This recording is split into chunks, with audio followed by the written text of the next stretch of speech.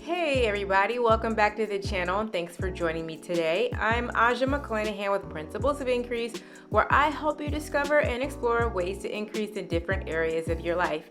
Today, I'm joined by multifamily real estate investor and now hotelier Marc Weisi, who along with partners purchased and renovated a hotel in Puerto Rico Center State neighborhood, now called Hotel Luz. I had the opportunity to visit the 60-room property, and it's truly a gem in the midst of a bustling Puerto Rican community. Though the bright colors and retro future decor draws you in for the perfect staycation, the real value is in having a comfortable, quaint place as a crash pad to get to some of the area's most popular tourist attractions and activities like gorgeous beaches, exciting nightlife, and the San Juan National Historic Site, Condado, T-Mobile District, La Placita, and many more.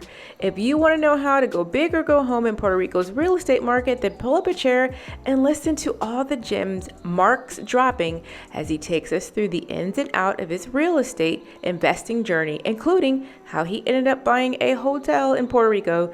But before we get into the interview, let's take a moment to hear a message from one of the channel sponsors. If you're a digital nomad or like me, spend lots of time traveling, listen up. What I'm about to tell you will change your life. Introducing Genki, the ultimate health insurance for world explorers just like you. Imagine roaming the globe without a care, knowing you're covered for any medical emergency. From scooter mishaps to tropical illnesses, Genki's got your back. With instant sign up and quick claims, you can focus on your adventures, not paperwork. Don't let health worries hold you back. Choose Genki and travel with confidence. To get your free quote, just screenshot the QR code that you see here or check out the link in the description below. All right, I am here at Hotel Luz with Marc Weisi today, and we are going to talk about some juicy stuff when it comes to real estate in Puerto Rico.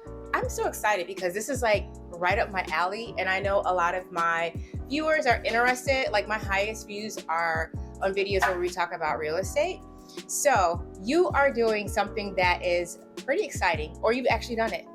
You bought a hotel in Puerto Rico on a tropical island, and now it's open. And I guess the first question I have is like, how did you, well, first let's start with your background. Where did you come from in terms of like investing, real estate experience? Walk me through that a little bit. Yeah, absolutely. So I grew up in New Jersey.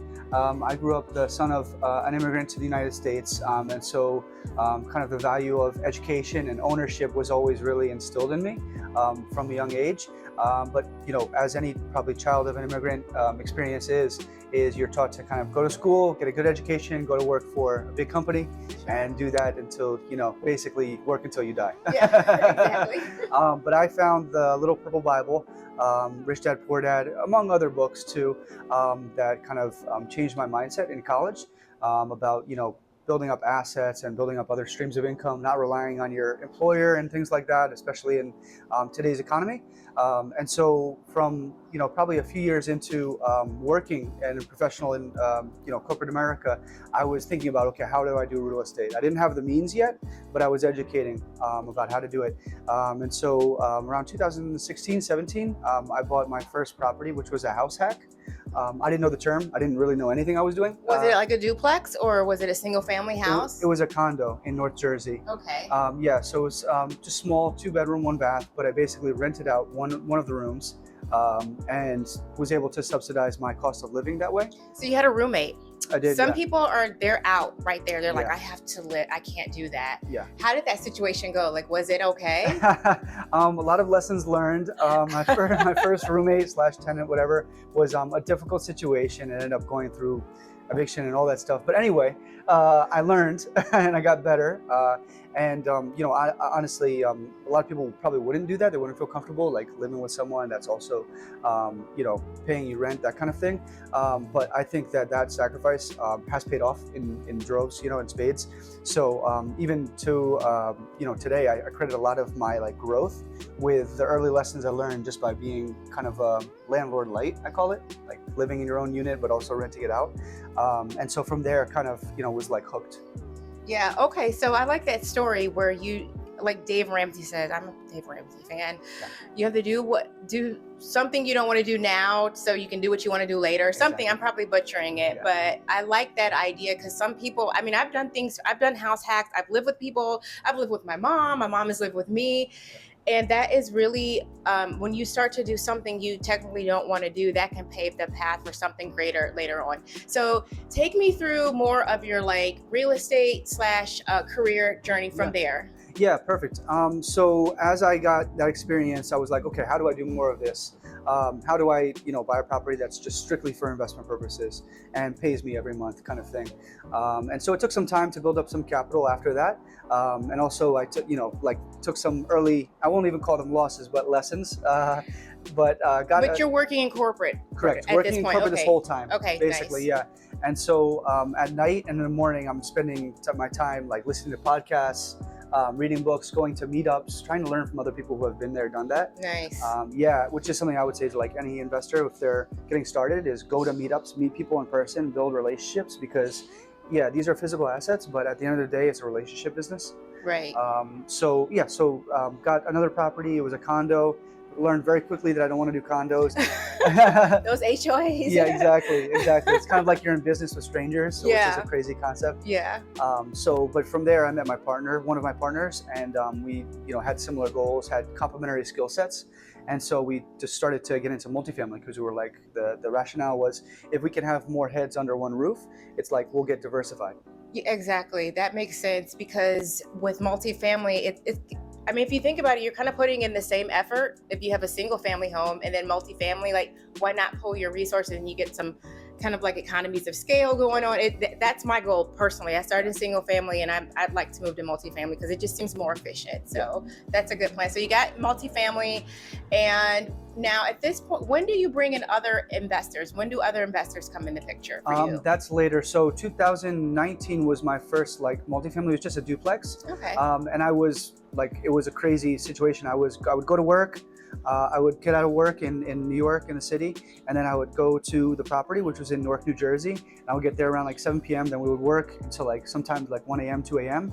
Go home, wake up When at 7 you say a.m. work, you mean like renovations? Like work on renovations. We were doing a lot of stuff ourselves. Oh, so you have some trade skills. You have some skills in the very trades. minimal, very minimal. I'm a good task taker. I'm a good you can give me the directions and I can follow them. You're like a sous chef. Yes, I'm a sous chef. But in construction. Exactly, Okay. exactly. My partner was much more handy, and that's something that I've always like tried to do is partner with someone who has skill sets that complement mine. That's a good plan. I like that. Yeah. So my schedule was crazy at that time. I was not getting much sleep, and then I was like, okay, there has to be a better way to do this, and that's when I started learning about bigger multifamily, where you can afford to pay a third-party property manager. Okay. You can afford to pay contractors and all this stuff.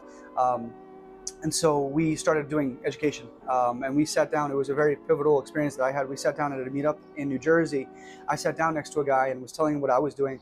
And then he got on stage and he was talking about doing 200, 300 unit deals. Nice. I was like, wow, this guy was right here. I didn't even know this was possible. And this is a regular guy, basically. Okay. Doesn't have any more resources than I have other than knowledge, sure, experience. And so that kind of opened my mind to like, okay, let's start to go bigger. Okay. Yeah. And then do you go bigger at this point? It took a couple years.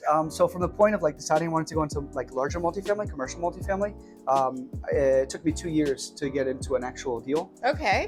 There was a lot of education. I joined a mentorship program. I started to help out that person who was running the program. Okay. Became like a mentor of mine. Yeah. And helping him with his deals so I could learn Sure. kind of along. And for somebody getting started, that's another good piece of advice is like try to find people of value to you and then offer them value and don't ask anything in return. Sure. Because the knowledge is way more valuable than anything they could give you anyway. Okay. I like that. Yeah, and then from 2019 to 2021 was our first like larger multifamily that was a 32 unit. And then from there it went, kind of grew it.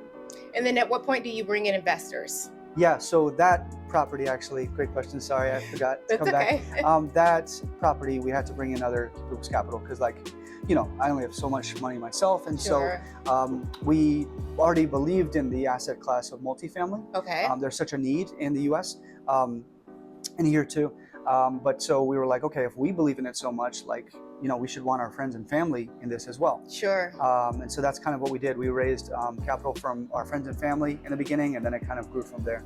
So other people's money. I know there's so many videos about this, and it's kind of like this buzz phrase, or how easy or hard, because I've heard some people, some of the, I guess, people who criticize that, like, oh, get rich quick, but they're like, it's not that easy. Right.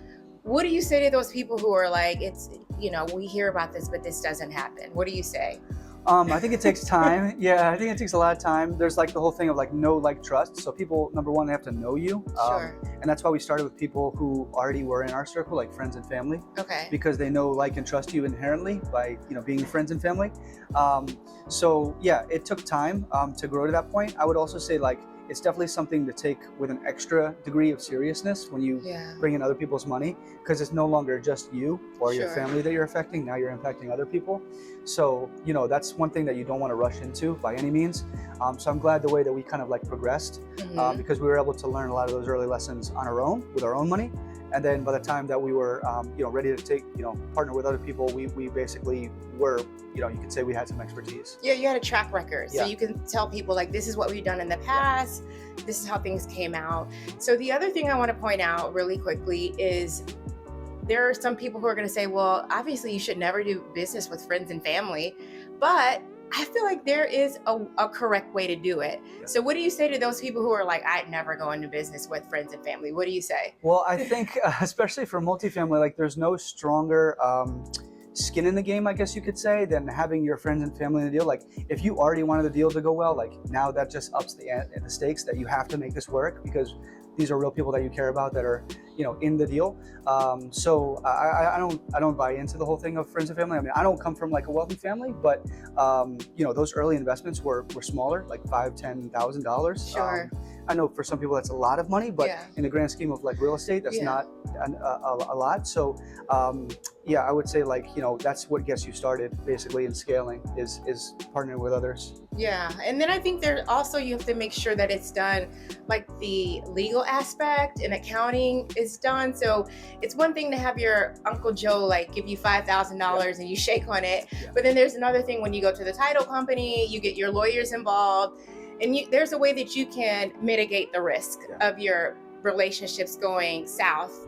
It's not going to erase the risk, right? But there's a way to just put some guardrails around your activity by making sure everything is done like decent in order, right? Yeah. So I think that's another piece that people don't always put in place. Don't go anywhere, because we're going to hear a brief message from one of the channel sponsors. Are you ready to take control of your financial future? Build a brand that lets you earn from anywhere with Bluehost. Whether you're a creator, an entrepreneur, or ready to start your online journey, Bluehost makes it easy. With AI-powered tools, managed WordPress hosting, free domains, and 24/7 expert support, you can create a website that grows with your vision. It's time to turn your ideas into income, and Bluehost is here to help you every step of the way. Start today for as little as $2.95 a month and watch your business thrive with Bluehost. To get started, you can click the Bluehost link in the video description, scan the QR code you see on the screen, or go to principlesofIncrease.com/Bluehost.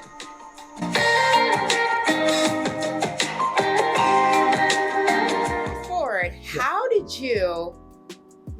Puerto Rico get on your radar? And then how did you say, I think I want to get a hotel there? So let's jump and get into that. That's why we're here. Cool. So fast forward from 2021, learned a ton of lessons through COVID about real estate and you know, all of the different changes to the market that had, because that really did change our business entirely. And so into 2021, around the same time that I was getting into commercial multifamily, I started coming to the island. And there's a longer story to how I kind of became aware of the island, but suffice it to say that I came here, and basically as a real estate investor, you're like, I love this business. So anywhere I go, I'm like looking at real estate. Sure. I'm like going on, you know, showings and things like that. So coming here and seeing like, okay, you have places that are really close to the beach that are run down, they need some love, you know, and you know, pretty attractive entry prices. Like, you know, that you can add value, you can make an impact there. Which is, I mean, fundamentally, like, that's what I think for me, what I derive so much fulfillment out of real estate is like taking something that's ugly and making it nice. Yeah. And then creating like an experience around that, whether it's long-term or short-term rentals. So as I like came here more for leisure, I was like, again, just saw opportunity. Like, it's like, wow, So I started learning a little bit more about the island, its history, its laws and things like that related to real estate, and why this issue exists. And was like, okay, let's see if we can do something here. So started building a network. The same thing that I did on the multifamily side. Okay. Coming to meetups whenever I'm on the island, trying to meet people. Have you been to the RIA meetings? Yes. Okay. Yeah, okay. yeah, yeah. Nice. They used to have the Dealmaker Live or Dealmaker Saturday, something like that. Yeah. So I would go to that as well. But yeah, just trying to surround myself with people who are doing it again, to shortcut that learning curve. So you knew right away you wanted to get into like a boutique hotel. Like you knew you didn't want to do like a single family. Yeah. Or however, mansion or whatever. You said right away hotel. Exactly. So at that time, multifamily was going through a little bit of a transition period where rates were backing up like crazy. All of the costs were going up. And so like the margin, the cash flow was getting squeezed more and more. And I was like, I don't know if this makes sense for me right now with my goals to do more multifamily. So I started talking to my friends who were, still doing really well with real estate. And a lot of them were in hospitality. Okay. So it's like, okay, that's a common like pattern. Yeah. So when I came here and learned about all the different incentives and things like that, I was like, okay, this is kind of a no-brainer. Let's take a side trail to the incentives. Yeah. Because I think this is key to why you probably chose hospitality. So tell us a little bit about like what someone can expect if they want to go down the same path that they're like, I think about a boutique hotel is what I like to do. What are the tax incentives? What does that structure look like? For sure. And the first thing I'd say is like, I'm not an attorney. I'm not an accountant. Yes, all the disclaimers. Yeah. All that stuff. But based on my experience so far has been that there's a set of laws called Act 60. People can look it up, but it's a giant bunch of legislation. And part of it is to create incentives for investment on the island. Right. They want to attract capital to the island. Especially in hospitality. Yeah. There are other things too, manufacturing, agriculture, all these things. Okay. But hospitality is one of them. Puerto Rico really historically hasn't had the size of the tourism sector that a lot of its Caribbean kind of contemporaries have. Sure. So Jamaica or Dominican Republic, they have much bigger tourism sector. So Puerto Rico looked at that and they're like, we have beautiful paradise. We have everything that those places have. Why don't we, try to grow this? And so Act 60, I think, is an attempt at that, where basically if you're doing, and you have to go through a certain number of kind of like checking the boxes.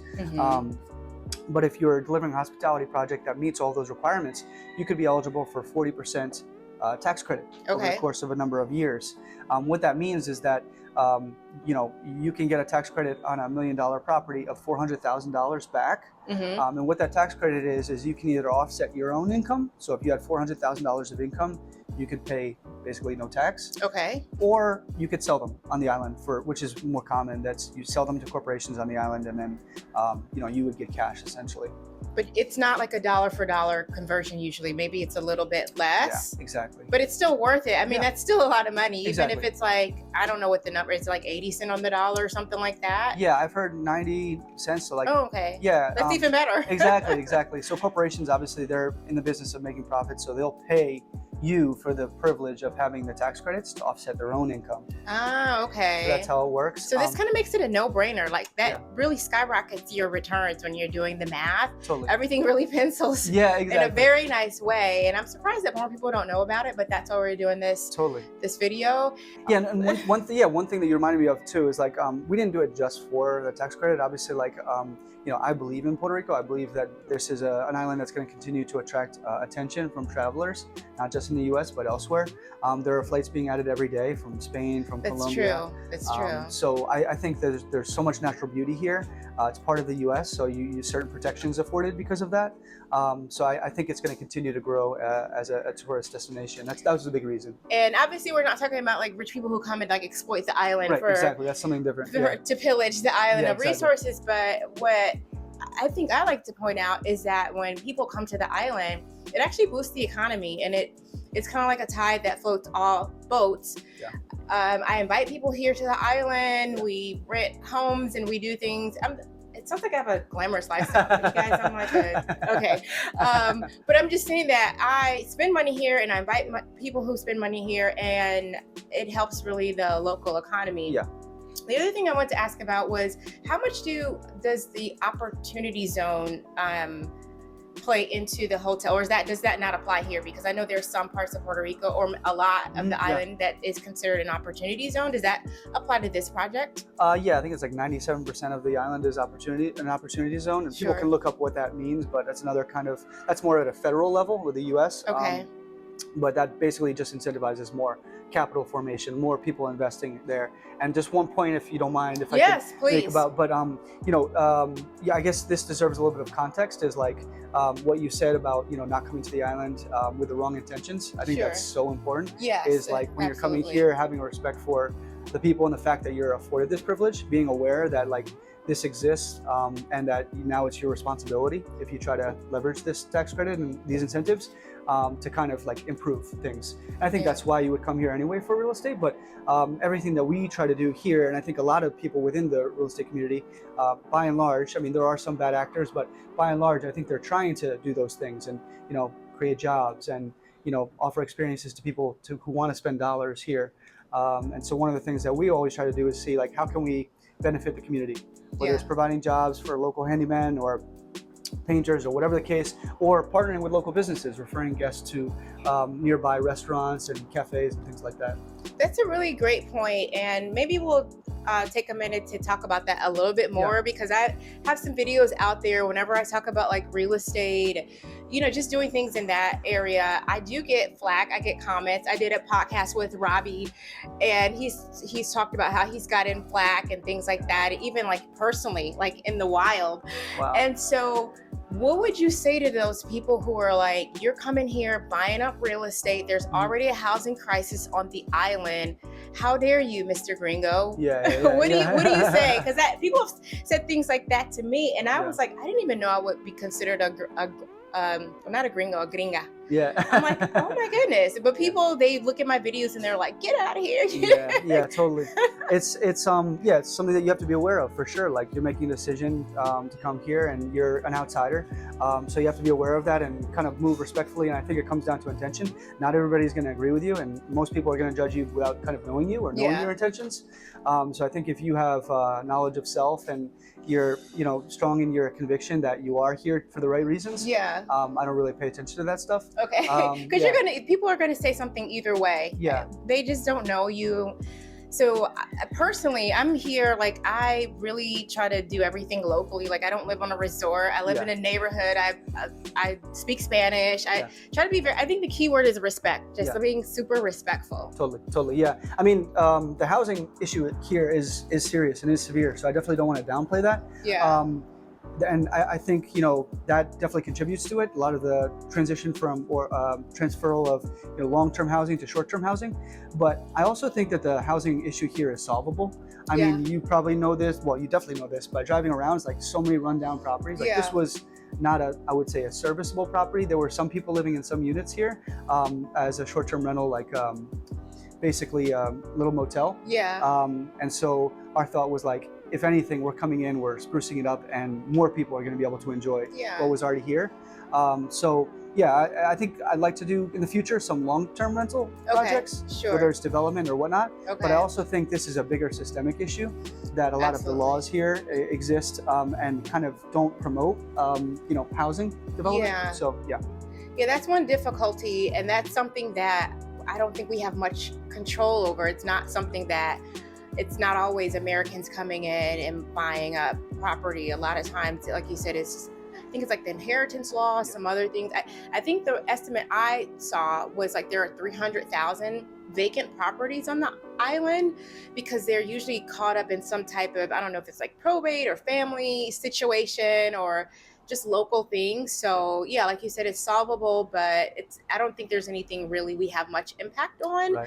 That's a really good point. And on that point, 300,000, I mean, that's massive. The island is what, 3 million, a little bit over 3 million. So that's like, if there were even just one person in every house, that's like 10% of the people more have access to housing. Exactly. So that's a good point. So let's jump back into the hotel. Are you comfortable talking numbers? Yeah, absolutely. Acquisition, renovation.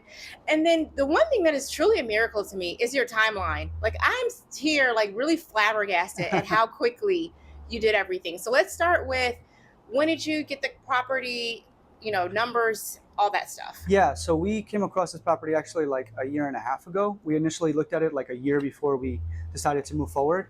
And at that point, it was through a friend of ours. Again, just the power of building relationships in the local investment community. The guy who owns the property next door is also a boutique hotel owner, Yeah. Raul. So Raul next door, he basically introduced us to this property, had us walk through, and we met Don Ignacio, was the owner, who he owns the little bodega across the street. Oh, okay. Yeah, so we had initial discussions, and then eventually we came to terms on price. He's an older gentleman who's looking to retire and kind of like leave some stuff to his kids while he's still alive. Okay, makes sense. Yeah, so we had a very informal conversation, and then shook hands, very old school kind of. Then we had the attorneys draw up the paperwork, and so we acquired it for $550,000. Okay. It's 16 rooms, eventually going to be 17 rooms. And basically we put around 500,000 or so into it. A lot of it was other people's capital, so OPM, like we were talking about. Yeah. And some of it was also ours. We thought it was really important to, have our own skin in the game as well. Skin in the game, that's key, yeah. Totally. So it took us about 7 months of construction. Looking back, while it was fast relative to, I think, standards on the island, for a lot of people that we've come across, they're like, wow, I can't believe. Truly a miracle. Yeah. But at the same time, I know that there are ways that we could have shortcut. Like, I know that there are a ton of lessons learned that next time, if we were to do a project like this, like, it would be much faster as well. And it's so miraculous to me too, because permits were involved. Like, this to me is really honestly unheard of, because I know people who are working on a single family home, and gosh, and probably the cash flow is different there when you're just one person. So that, but yeah, the fact that you got it up so quickly, and then so I guess maybe talk about. So you went through those numbers. How much does your tax credit play into like what you think your returns will be, or like how are you going to utilize your tax credits in that? Yeah, so like I was saying before, the tax credit is great, but you don't want to do a deal because of the tax credit. You want to make sure that it makes sense, it pencils on its own. That's good. Good point. Yeah. So because you don't know. The government could come in and say it's gone tomorrow. Yeah, true. But that being said, that's a pretty accretive. It adds to the value a lot of doing the deal. Sure. It's like a bonus. Like exactly. A cherry on top. Exactly. Now it takes a number of years to actually get that. Okay. So it's not like you do the project and then immediately the government hands you over a tax credit. So it takes like 3-ish years. Okay. So those are the numbers. I think in terms of what we're doing today, we're about 2 weeks or so into operations. Okay. We've actually pretty vastly outperformed where we thought we'd be by now. Nice. Yeah, which Love is pretty it. cool. So the demand has been here. I think a lot of that is owed to our contractor did a great job, our designer did a great job. So just the value of the team. Like if I were to hammer home any point here, it's the value of the team in real estate. You don't have to know it all. Yeah. In fact, you shouldn't know it all. You should have expertise in the form of other partners on your team. Yeah. Okay. I like that. There are so many nuggets in here. This should be like a masterclass. And then I guess the other question I have is about if somebody wants to duplicate what you've done, whether in Puerto Rico or wherever else, how do you develop these skills of analyzing a deal? Do you bring in third party? Do you learn that yourself? Do you learn about cap rates and OPEX and all this stuff? What do you suggest if somebody wants to follow in your footsteps? So my background was a little bit more attuned or predisposed towards the numbers because I come from financial background. Okay. So I was used to looking at the numbers of real estate are pretty straightforward in my opinion. Once you learn them, it's just simple math, to be honest. But if you wanted to get up to speed, there are tons of podcasts, tons of books out there. There's a lot of resources that you can kind of tap into. But again, keep it simple, especially when you're starting off. There's so many things you can get bogged down with. Don't jump into internal rates of return. Yeah, right away. exactly. They're very advanced topics in investment in general. Sure. So either find somebody that does that and that you can kind of work with them either on a partner basis or just paid basis. And there are tons of services out there where you can pay somebody to analyze your deal as well. Oh, okay, nice. So that's good to know. Okay. Yeah.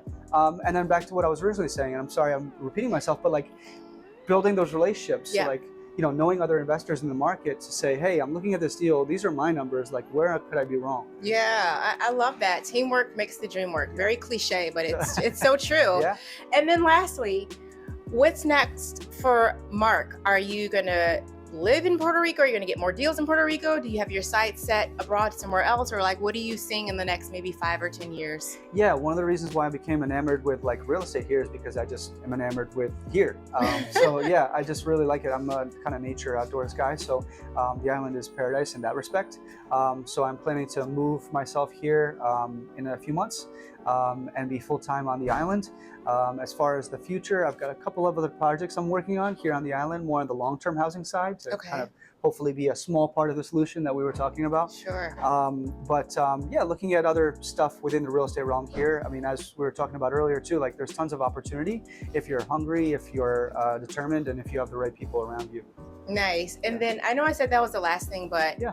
Vamos a practicar un poquitito el español. ¿Cuánto tiempo tú tienes aprendiendo español? Okay, yo he estado aprendiendo español desde que como la secundaria. Okay. Tomaba clases en la secundaria y desde entonces he estado practicando. Qué bueno. Vivo en un barrio muy latino en Nueva Jersey. Okay. Sí, muy cerca de Nueva York. Yo digo que ahí puedes sobrevivir con solo hablar español. ¿Verdad que sí? Sí, wow, sí, ¿en serio? Sí. Y entonces y después de eso vine acá en la isla y he practicado mucho mi español. Sí, ok. Tú hablas bien. No, gracias. Entonces, cuando tú hablas, por ejemplo, con los contratistas que están trabajando en la propiedad, ¿estás hablando en español? Sí, normalmente sí. Wow, ¿y tú entiendes más o menos de todo? Sí, pero hay como cosas boricuas también, sí. como una jerga boricua. Sí, exacto, Sí. pero qué bueno que aprendiste el idioma, tú hablas muy bien. Oh, gracias. Y eso, la verdad que eso muestra un respeto profundo para la isla, para la gente, y eso es lo que importa mucho. Sí, eso como... aprecio el respeto. Sí, exacto. Cuando estás un extranjero en tierra nueva, es muy importante para mí respetar la tierra, el pueblo y eso. Y es la mejor cosa que puedes hacer en como cualquier proyecto. Con los limpiadores, con las contratistas, muy útil. Sí, con toda la gente. Sí. Wow. Sí. Pero estoy mejorando ya. Sí, pero y si tú, ¿tú crees que tú tienes acento? ¿Algún acento de No sé. soy bien gringo. Sí, pero me imagino que con el pasaje de tiempo tú vas a desarrollar un acento boricua. Sí. Pero hablas muy bien. Oh, gracias. Thank you so much, Marc. I just sprung that on him. So you guys give some claps in the comments because he didn't know I was going to do this. Yeah. I'm struggling still. It's early, so my Spanish mind hasn't turned on. No, you're doing really good. But thank you for your time today, Marc. I really appreciate it. All the best to you. Thank you. I really appreciate you having me. No problem.